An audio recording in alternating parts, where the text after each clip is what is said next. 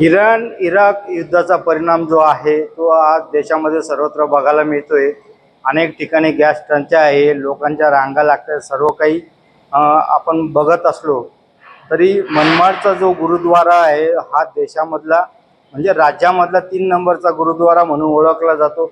अनेक भाविक या ठिकाणी येत असतात आणि या ठिकाणावरनं मोठ्या प्रमाणामध्ये जे आहे तो जो लंगर असतो तयार केलेला तो रेल्वेमधून जे प्रवासी जात असतात त्यांना दिला जातो आणि गुरुद्वारात येणारा जो कोण कुठल्याही समाजाचा भाविक भक्त असेल त्याला दिला जातो। आपण आत्ता सध्या जो आहे मी मनमाडच्या ह्या गुरुद्वाराच्या ह्या रसोई घरमध्ये आहे। या ठिकाणी जर आपण बघायला गेलं तर इथे सकाळी पहाटे 4 वाजेनंतर आणि त्याच्यानंतर दुपारी 1:30 ते 2 नंतर संपूर्ण पद्धतीने जे काही लंगर जे आहे भाजी असेल, पोळी असेल, भात असेल, ज्या पद्धतीचं त्यांच्याकडे अवेलेबल असतं मटेरियल त्या पद्धतीने ते इथे बनवत असतात।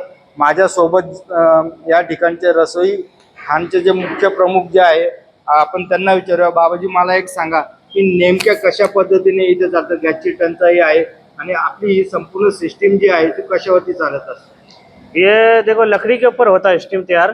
पीछे है ना फ्लैट लगाया बड़ा बॉयलर है, उसके अंदर लकड़ी डालते। देखो 5 कुंटल में अपनी पूरी लंगर बनता है।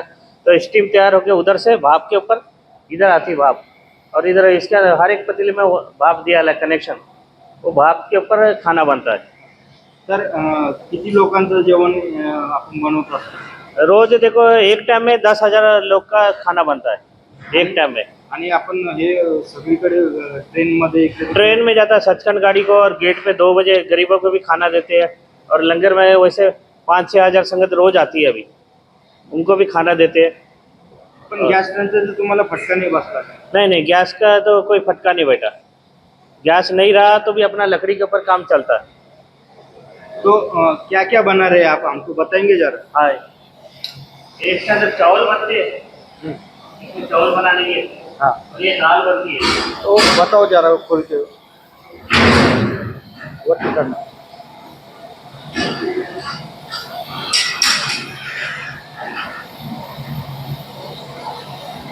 दाल बनती है, और इधर आलू बैंगन गोभी जो सब्जी बनती है सब्जी।